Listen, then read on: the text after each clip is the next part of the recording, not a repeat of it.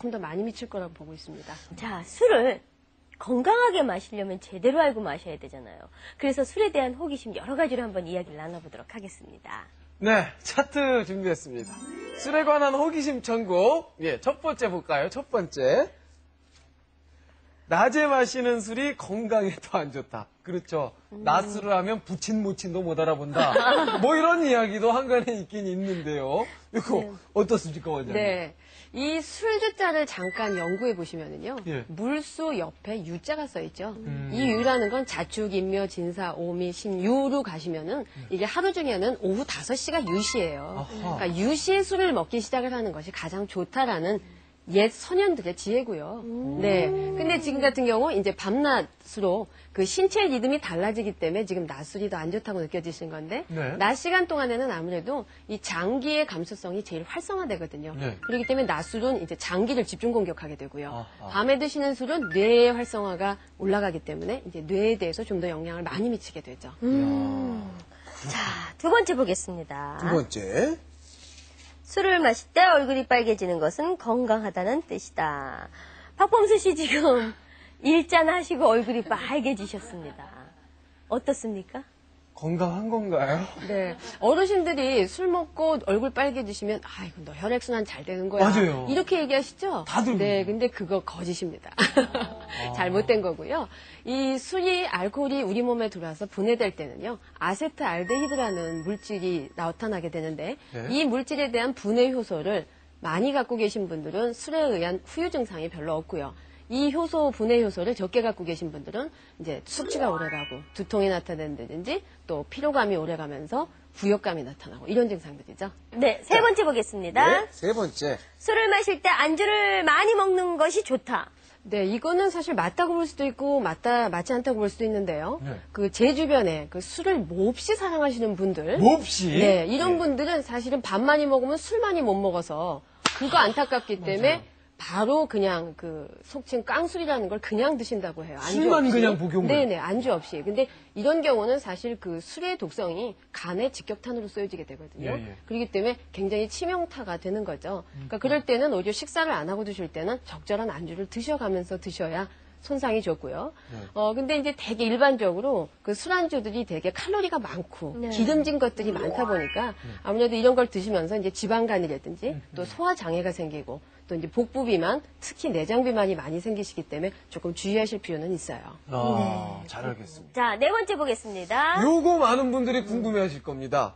짜잔. 술에 취했을 때 달걀을 먹으면 깰 수 있다. 술이 깬다라는 거죠. 네. 예. 이게 가능한가요? 네, 콜레스테롤은 알코올을 분해하는 기능이 있어요. 근데 이제 달걀 보면은 콜레스테롤이 굉장히 많죠. 그렇기 때문에 그 콜레스테롤이 그 숙취를 해소시켜준다는 얘기인데 좀 더 효과를 빨리 보시는 방법은요. 네.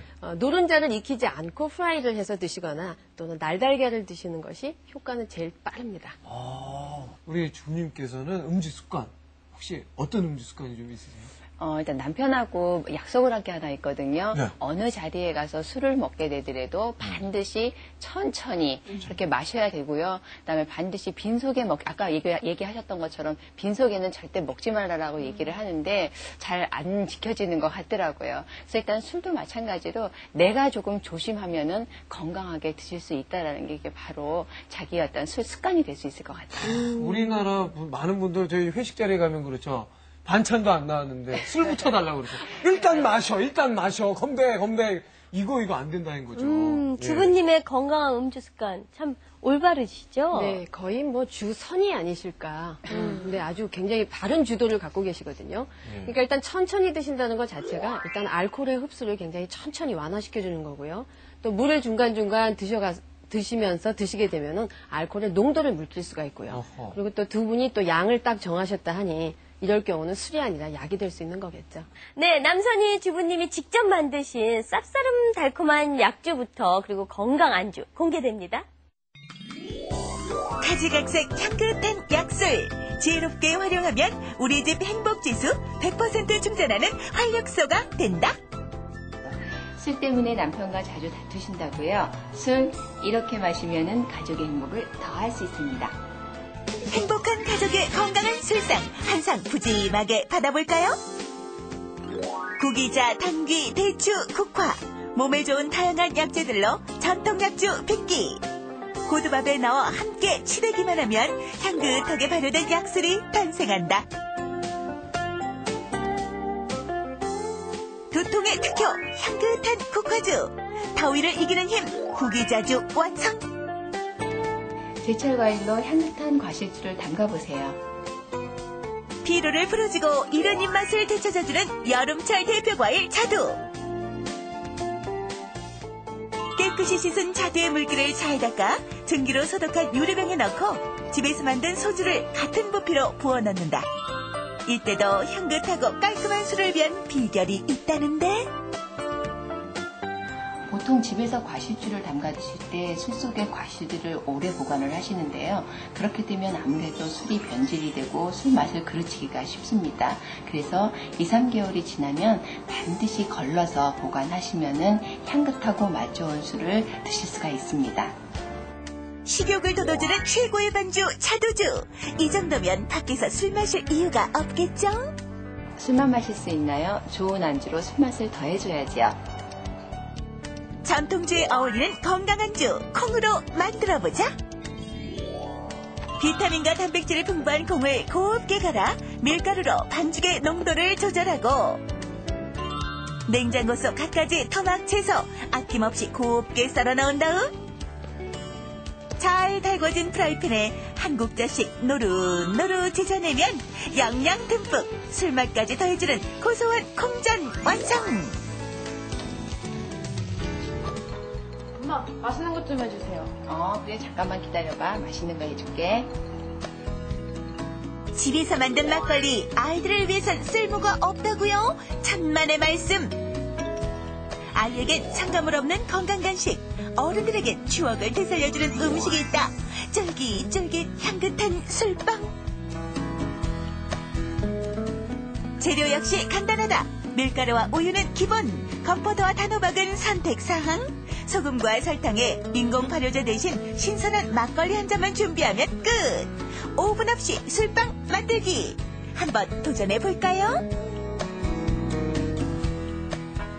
먼저 실온해둔 우유와 막걸리에 준비한 소금과 설탕을 반씩 갈라 각각 넣고 밀가루 역시 반으로 갈라 각각 넣어 반죽한다. 우유 반죽과 막걸리 반죽을 하나로 합쳐 따뜻한 곳에서 2시간 정도 발효시켜 부풀린다. 전기밥솥 안쪽에 식용유를 발라 빵에 달라붙는 것을 방지하고 발효된 반죽을 밥솥에 앉힌 다음 잘게 잘라 준비한 단호박과 건포도를 솔솔 뿌려주고